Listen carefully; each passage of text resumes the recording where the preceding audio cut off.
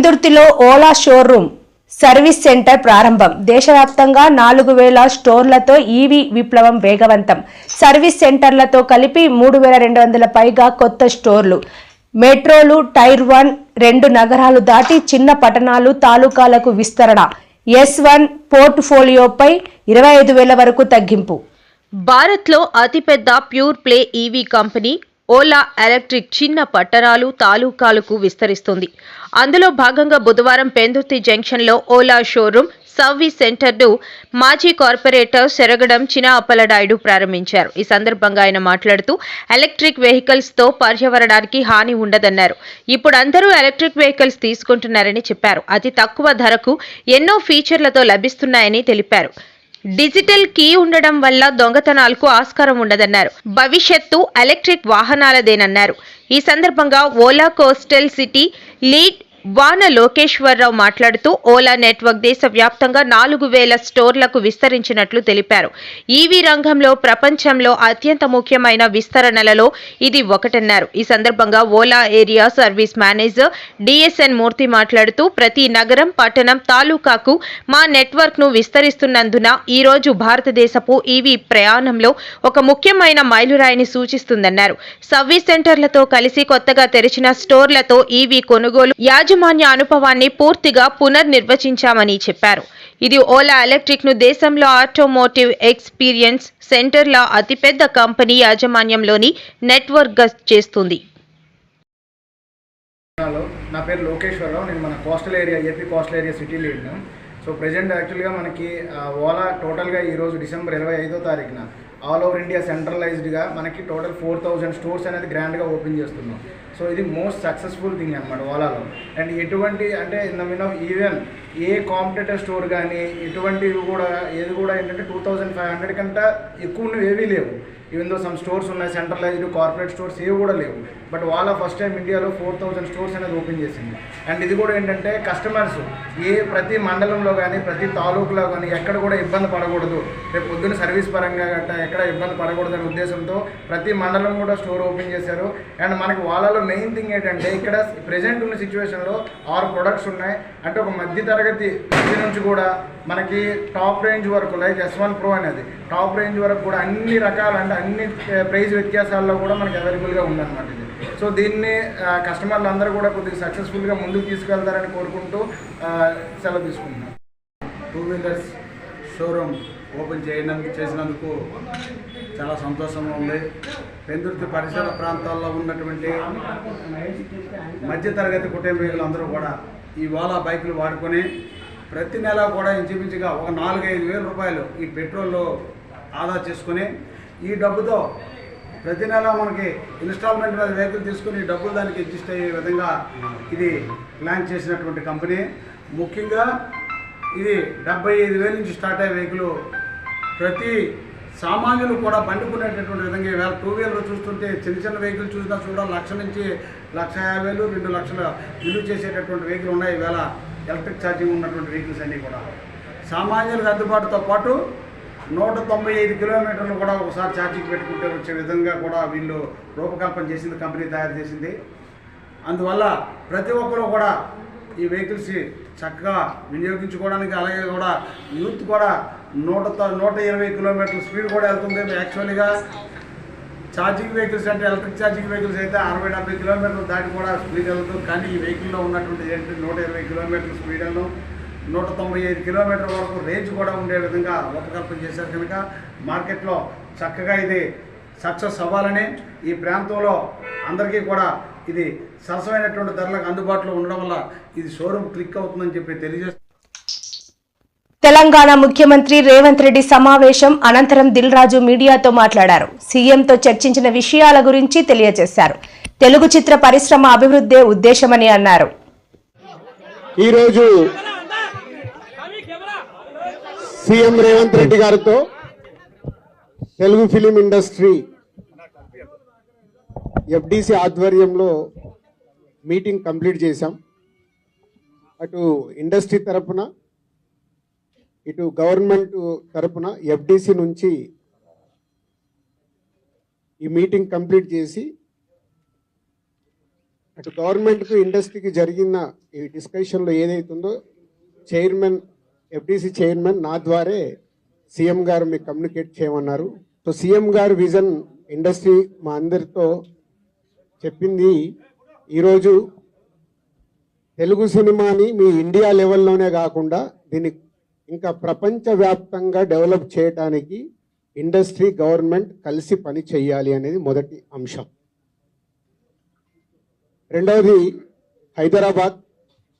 ఈరోజు మనకు తెలుసు హైదరాబాద్లో మన తెలుగు సినిమాలే కాకుండా అటు బాలీవుడ్ నుంచి కానీ ఇటు తమిళ సినిమాలు అటు కన్నడ సినిమాలు అదర్ లాంగ్వేజ్ కేరళ అన్ని షూటింగ్ జరుగుతున్నాయి. సో సీఎం గారి వ్యూ రెండో పాయింట్లో హైదరాబాద్లో ఇండియన్ సినిమాలే కాదు ఇంటర్నేషనల్ హాలీవుడ్ సినిమాలు కూడా షూటింగ్లు జరగటానికి ఇండస్ట్రీ నుంచి మాకు సలహాలు ఇవ్వండి. ఆ రేంజ్లో హైదరాబాద్ సిటీని ఆ లెవెల్లో పెట్టి వాళ్ళకి కావాల్సిన హాలీవుడ్ వాళ్ళు వచ్చి షూటింగ్ చేసుకోవటానికి కావాల్సినవి కూడా మనం అరేంజ్మెంట్స్ ఏం చేస్తే వాళ్ళు వచ్చి హైదరాబాద్లో షూటింగ్లు చేసి హైదరాబాద్కి ఒక ప్రత్యేకత ఉండాలి సినిమా దానికని రెండో పాయింట్ చెప్పారు. దాని మీద మళ్ళీ మేము ఇండస్ట్రీలో కూర్చొని గవర్నమెంట్కి ఎఫ్డీసీ ద్వారా ఏమేం చేస్తే బాగుంటుంది అనేది చెప్పబోతున్నాం. సో ఆ విషయంలో కూడా ఇండస్ట్రీ గవర్నమెంట్ రెండు హైదరాబాద్ని ఒక ఇంటర్నేషనల్ హబ్గా సినిమా ఇండస్ట్రీకి ఒక ఇంటర్నేషనల్ హబ్గా క్రియేట్ చేయడానికి అడుగులు వేస్తాం. మూడోది ఇండస్ట్రీ నుంచి ఇప్పుడు గవర్నమెంట్ ఏదైతే సొసైటీలో జరుగుతున్న ఈ డ్రగ్స్ కావచ్చు గవర్నమెంట్కు సంబంధించిన కొన్ని ఏవైతే డెవలప్మెంట్స్ ఉన్నాయో యూత్కి ఉపయోగపడేగా సొసైటీకి ఉపయోగపడే ఏవైతే ఉన్నాయో అవన్నిట్లలో ఇండస్ట్రీ నుంచి పార్టిసిపేషన్ కావాలని చెప్పారు. తప్పకుండా ఓల్ ఇండస్ట్రీ. నర్సీపట్నం ఏరియా ఆసుపత్రిలో గర్భిణీ మృతిపై స్టేట్ ఈస్ health joint secretary Ramesh Kishore మాట్లాడారు. దేవి రెగ్యులర్ చెకప్ కు వచ్చినప్పుడు గైనకాలజిస్ట్ చేతన కాలు కడుపు పొంగడంతో ఆసుపత్రిలో చేరాలని రెఫర్ చేశానని అన్నారు. ఉమ్మునీరు పోయి పేషెంట్ కు ఫిట్స్ వచ్చిందని 10 నిమిషాల్లో ప్రాణం పోయిందని సిబ్బంది తెలిపినట్లు తెలిపారు. దాని మీద పర్యవేక్షణ చాలా పకడ్బందీగా స్ట్రిక్ట్ మానిటరింగ్ చేయడం జరుగుతుంది. అయితే ఈ పర్టికులర్ కేసు విషయంలో మధ్యాహ్నం 12:30కి వచ్చింది. రెండో డెలివరీ దట్టు ఇంతకుముందు ఆపరేషన్ అవ్వలేదు కాబట్టి ట్రయల్ ఇద్దామని పేషెంట్ వచ్చినప్పుడు ఓపీలో రెగ్యులర్ ఓపీకి వచ్చారట. ఆవిడ చూసినప్పుడు ఆ గైనకాలజిస్ట్ గారు చేతన అనే డాక్టర్ గారు పరీక్ష చేసి కాళ్ళు వాపు ఉంది, కొద్దిగా పొట్ట దగ్గర కొంత వాపు ఉంది అని చెప్పేసి ఎందుకైనా మంచిదని పేషెంట్ అడగకపోయినా అడ్మిట్ చేశారు. యాక్చువల్గా ఈడీడీ అంటే ఎక్స్పెక్టెడ్ డేట్ ఆఫ్ డెలివరీ వచ్చి 25/12 ఉంది నుంచి జనవరి 1-2 తారీఖుల మధ్యలో 1 వీక్ ప్లస్ ఆర్ మైనస్ అని ఉంటుంది కాబట్టి జాయిన్ చేసుకోవడం జరిగింది. అయితే పేషెంట్ కండిషన్ స్టేబుల్గా ఉంది. ఆమె నైట్ 12 గంటల వరకు కూడా బయట చక్కగా వాళ్ళ అత్తగారు పేషెంట్ ఇద్దరు బయట కూర్చుంటే వీళ్ళే బలవంతంగా అమ్మ బయట తిరగకండి అని చెప్పి లోపల చలిగాలికి ఎందుకని చెప్పి తీసుకొచ్చి మార్చారు. యాక్చువల్గా లేబర్ రూమ్లో ఉన్నటువంటి ట్రయేజ్ రూమ్ అని ఉంది. అక్కడ మానిటర్స్ అన్నీ ఉంటాయి, మానిటర్స్ అన్నీ అందుబాటులో ఉన్నాయి, అక్కడే ఉంచారు. అయితే వీళ్ళు మాట్లాడితే పేషెంట్ బయటికి వెళ్ళిపోవడం వల్ల అక్కడ ఇబ్బందికరంగా ఉంటుందని చెప్పి వాళ్ళు యాంటీనేటల్ వార్డు దాని పక్కనే ఉన్నటువంటి దానికి ఆనుకొని ఉంది యాంటీనేటల్ వార్డు. అక్కడ ఎక్కువ మంది పేషెంట్లు ఉంటారు కాబట్టి వీళ్ళు కూడా అక్కడే ఉంటారని చెప్పి ఆ నైట్ డ్యూటీలో ఉన్న సిస్టర్ గారు వెంటనే నైట్ వాళ్ళతో మాట్లాడి అక్కడ ఉంచడం జరిగింది. అయితే ఇప్పుడు నైటు గైనకాలజిస్టు డాక్టర్ చేతన అని వారు వచ్చి 8:40కి పరీక్ష చేసినప్పుడు నొప్పులు ఏమీ లేవు, మామూలుగా ఉంది. అయితే ఎందుకైనా మంచిది ఇండక్షన్ పెడదామని చెప్పేసి ట్యాబ్లెట్స్ మిసోప్రోస్టల్ అనే ట్యాబ్లెట్ ఒక ట్యాబ్లెట్ 4 కింద పెట్టుకోమని చెప్పడం జరిగింది. నైట్ 12 గంటలకు ఇచ్చారు. సెకండ్ డెలివరీ అంటే నార్మల్గా అయిపోతుంది, జనరల్గా దానికి పెద్ద రొటీన్గా జరిగిపోయేది. ఈవెన్ పిహెచ్సిలో కూడా ఇలాంటివి డెలివరీలు అవుతుంటాయి. కమ్యూనిటీ హెల్త్ 30 పడకల హాస్పిటల్లో కూడా ఏమీ ఎఫర్ట్ లేకుండా అయిపోతుంది. అయితే అవి పెట్టడం జరిగింది, ట్యాబ్లెట్ పెట్టారు. పేషెంట్కి ఇబ్బంది ఏమీ లేదని తెల్లవారుజాము 4 గంటలు కూడా చూసినప్పుడు పరీక్ష చేసినప్పుడు పూర్తిగా ఇంకా దానికి ఓపెన్ అవ్వలేదు, లోపల ద్వారం ఇంకా మూసుకొని ఉంది, 2 సెంటీమీటర్స్ డైలటేషన్ ఉందని చెప్పడం జరిగింది. 6 గంటలకు కూడా మళ్ళీ తెల్లవారుజాము చూసినప్పుడు కూడా బాగానే ఉంది, పేషెంట్ స్టేబుల్గానే ఉంది, ఏం కంప్లైంట్ లేదు. ఆవిడతో పాటు ఆశా కూడా ఉంది. ఆ పేషెంట్ కూడా ఆశా వచ్చారు, అలాగే వాళ్ళ అత్తగారు ఉన్నారు. తర్వాత ఇక్కడ ఉన్న మ్యాటీ అసిస్టెంట్ స్టాఫ్ నర్స్ డ్యూటీలో ఉన్న వాళ్ళిద్దరు సోనియా అనే ఒక స్టాఫ్ నర్స్ గారు కూడా కంటిన్యూ చూస్తున్నామని ఆవిడ రిపోర్ట్లో చెప్పడం జరిగింది. కానీ సడన్గా 7 గంటలకి ఒక్కసారిగా పేషెంట్ ఉమ్మినీరు పోయింది అని చెప్పి చెప్పడం జరుగుతుంది. రికార్డులో కూడా కేస్ షీట్లో కూడా అలాగే రాసింది. ఉమ్మినీరు పోవటం, ఉమ్మినీరు పోయిన వెంటనే కంప్లైంట్ వీళ్ళకి వచ్చి చెప్పడం, వెళ్ళేసరికి పేషెంట్ అనుకోకుండా అన్కాన్షియస్ ఫిట్స్ లాగా రావడం జరిగిందని నోటీస్ చేశారు. ఇమీడియట్గా గబగబా డ్యూటీలో ఉన్నటువంటి క్యాజువాలిటీ మెడికల్ ఆఫీసర్ని పిలవడం జరిగింది. ఆవిడ సంధ్య థియేటర్ వద్ద జరిగిన తొక్కిసలాటలో తీవ్రంగా గాయపడి కిమ్స్ ఆసుపత్రిలో చికిత్స పొందుతున్న శ్రీతేజ్ కోలుకుంటున్నాడని బాలుడి తండ్రి భాస్కర్ తెలిపారు. కిమ్స్ ఆసుపత్రి వద్ద ఆయన మీడియాతో మాట్లాడారు. హాస్పిటల్కి వచ్చి ఇప్పటికి 20 days అవుతుంది. అది కొంచెం నిన్న మొన్నటి నుంచి కొంచెం కళ్ళు తెచ్చి కొంచెం రెస్పాండ్ అనేది స్టార్ట్ కొంచెం అయింది. వెంటిలేటర్ సపోర్ట్ అనేది 48 hours అయింది చేసేసి. సెల్ఫ్ ఆక్సిజన్తోనే కంటిన్యూ అవుతున్నాను. డాక్టర్స్ కూడా కొంచెం టైం పడుతుంది జల్దీ రికవర్ దానికి. కానీ మైండ్ సెల్స్ అనేది కొంచెం స్లోగా మూమెంట్ వస్తుంది. అది ఎన్ని రోజు అనేది కన్ఫామ్గా చెప్పలేము. 1 month అనేది చెప్పలేము. అది బాడీలోంచి సెల్ఫ్ వస్తేనే రికవర్ అయ్యే ఛాన్సెస్ ఉంటాయని. అప్పుడైతే కాన్షియస్ లేదు. కాళ్ళు ఒక 4-5 days నుంచి బాడీ రెస్పాండ్ చేస్తున్నాడు. ఇంజక్షన్ ఇక్కడ నొప్పైనట్టు స్పర్శ చూపిస్తున్నాడు. 2 days నుంచి కూడా ఐస్ ఓపెన్ చేసి సైడ్ అక్కడిక్కడ చూస్తున్నట్టని గుర్తుపడ్డాడు. డాక్టర్స్ ఏమంటారంటే పక్కన నుండి మీరు కొంచెం పిలుస్తే అట్లా ఏమైనా రెస్పాండ్ కావచ్చు అంటే నిన్న నుంచి ట్రై చేస్తున్నాం కానీ రెస్పాండ్ సపరేట్ పెట్టి దాంట్లోనే వెంటిలేటర్ సపోర్ట్ అయితే తీసేస్తున్నాం. ఆర్థిక సాయం అంటే అదే మిలిటరీ మూవీస్ అది సార్ నిన్న 50 lakhs అది ఇచ్చారు. గవర్నమెంట్ నుంచి కోమటిరెడ్డి వెంకటరెడ్డి సార్ 25 lakhs చెప్పించారు. వాళ్ళది అల్లు అర్జున్ సైడ్ నుంచి అయితే ఒక 10 lakhs మీడియా వచ్చిందని ఫస్ట్ నుంచి కూడా చెప్తున్నాను. 10 lakhs మీడియా ఇచ్చారు. ఈ టైంలో మేము ఏదైతే బాబుది రిక్వైర్ ఏముందో అల్లు అర్జున్ సార్ సపోర్ట్ కావాలని మీ అందరికీ రిక్వెస్ట్ చేస్తున్నాను.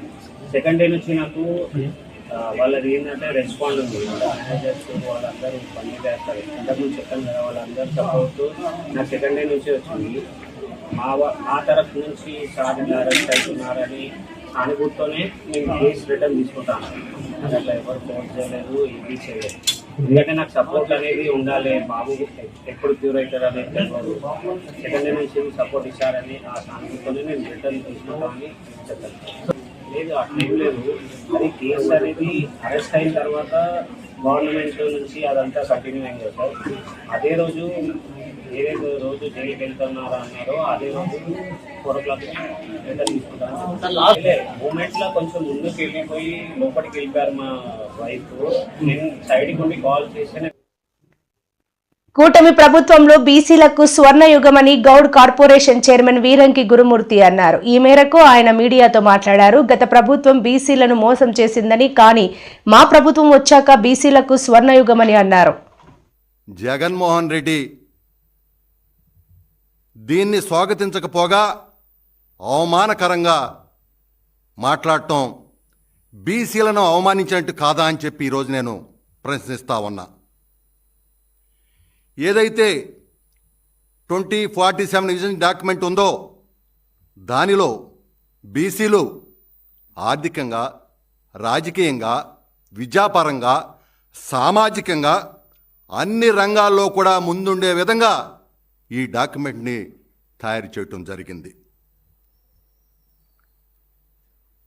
బీసీల యొక్క జీవన ప్రమాణాలు మెరుగుపడే ఏదైతే ఈ డాక్యుమెంట్ ఉందో అది జగన్మోహన్ రెడ్డికి ఇష్టం లేదు. ఎందుకంటే జగన్మోహన్ రెడ్డి పెత్తందారి పోకడలు ఇంకా పోలా.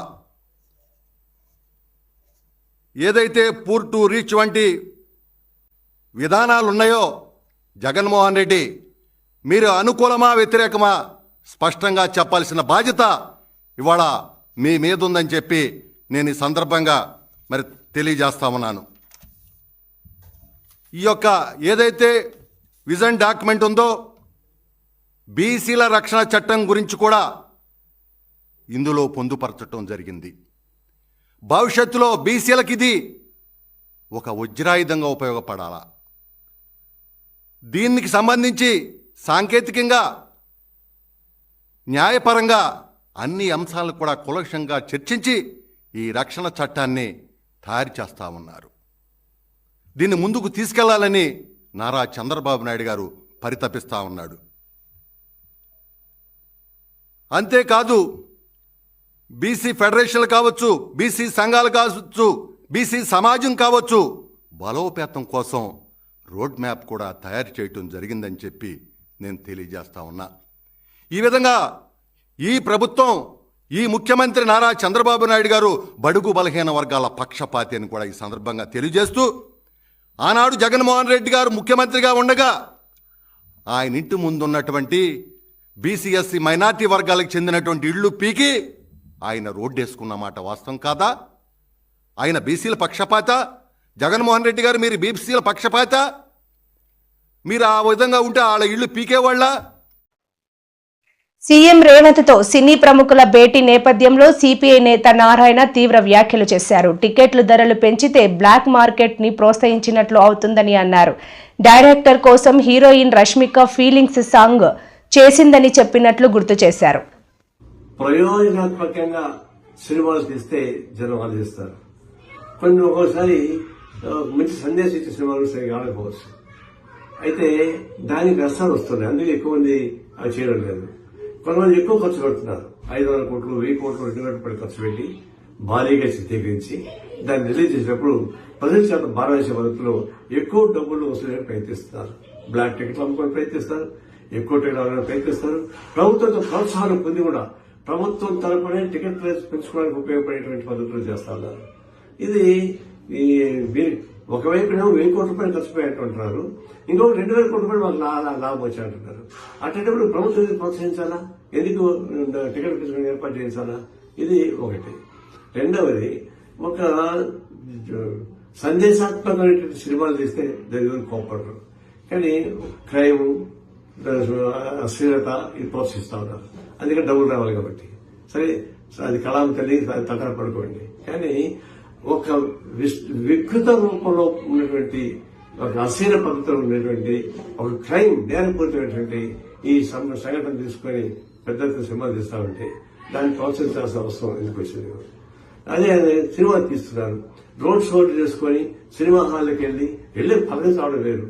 అది జనం వెంటబడుతున్నారు, సహజం. జనం వెంటబడే సహజం. జనం తప్పడానికి వెళ్ళ. అలాగా ఒక సందర్భం వచ్చినప్పుడు కళాకారులు ఏ విధంగా ఉండాలి, దాన్ని ప్రోత్సహించే పరిశ్రమ ఎట్లా ఉండాలి, దాని ప్రజలకు సందేశాత్మకంగా లేదా అది చూడాలి. ఎట్లా ప్రభుత్వాలు కూడా ఒక చీప్ పాపులారిటీకి పోయి ఏదో పాపులర్ సినిమాని ప్రోత్సహిస్తే వాళ్ళకి ఓట్లు ఎక్కువ వస్తాయని చెప్పి వాళ్ళకి రేట్లు పెంచడానికి ఏర్పాటు చేస్తున్నారు. రేట్లు పెంచడం మీరు ఏర్పాటు చేస్తే ఎవరు చేస్తారు? జనంతో కొనుక్కుంటున్నారు. 100 రూపాయల టికెట్ 1000 రూపాయలు 2000 రూపాయలు పెట్టి మీరే ప్రోత్సహిస్తారక జనం దోపిడీ. ప్రజలు దోపిడీ చేసి వాళ్ళ లాభాలు సంపాదించుకోవచ్చు, ప్రభుత్వం దాన్ని ప్రోత్సహించవచ్చు.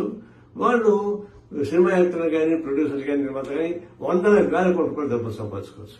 ఇది మనకి కనిపిస్తా ఉన్నట్టు సత్యం. ఆ నేపథ్యంలో పుష్ప సినిమాను మనం చూడాలి. పుష్ప సినిమా ఏంటి? అది క్రైమ్ సినిమా బాగా చూస్తారన్నమాట వాస్తవే, కానీ పేరు మోసిన ఎర్ర జనం స్మగ్లింగ్ ఒక అంశాన్ని ఇతివృత్తాన్ని తీసుకొని దాన్ని ఒక హీరోజన్ సృష్టించి దాన్ని యూత్ కి అట్రాక్ట్ చేయించి చివరికి అశ్లీల పూర్తి ఉన్నటువంటి సినిమాలు. చివరికి రష్మిక చెప్పింది బాధపడుతూ, నాకు ఇష్టం లేదు ఫీలింగ్ డాన్స్ వేయడానికి, కానీ తప్పనిసరిగా నిర్మాత ప్రోత్సహించడం వల్ల చేయాల్సి వచ్చింది చెప్పి. అలాంటి మహిళలు ఎంతో మంది ఆత్మాభిమానం చంపుకొని ఆ కళా పోషణ ఉన్నటువంటి చూస్తా ఉన్నాం. దీనికి ఎగ్జాంపుల్ రష్మిక ఇచ్చినటువంటి స్టేట్మెంట్. ఈ పద్ధతుల్లో హ్యూమిలేట్ చేస్తూ మానవతను హరిస్తూ మీరు ప్రోత్సహిస్తా ఉంటే అది ఆదర్శవంతం కానే కాదు. దీన్ని నేను ఘటన జరిగింది, ఒక ఆమె చనిపోయింది, ఒక పిల్లవాడు దీనిలో కోమాలో ఉన్నాడు, తీవ్ర నష్టం. 2 కోట్లు కాదు 5 కోట్లు ఇచ్చినా కూడా ప్రాణం తెచ్చిపెట్టారు. అందులో వయసులు పెద్దది కాదు. అయినా సరే నిర్మాతలతో కలిసి డబ్బిస్తూ ఉంటారు. ప్రభుత్వం కూడా సహాయం చేస్తానంటుంది. మనమంతా అందరూ కూడా సహాయం చేయాల్సిందే. అయితే ఇప్పుడు చర్చ జరగబోతున్నాయి ప్రభుత్వానికి సినీ ప్రతిభ మధ్య.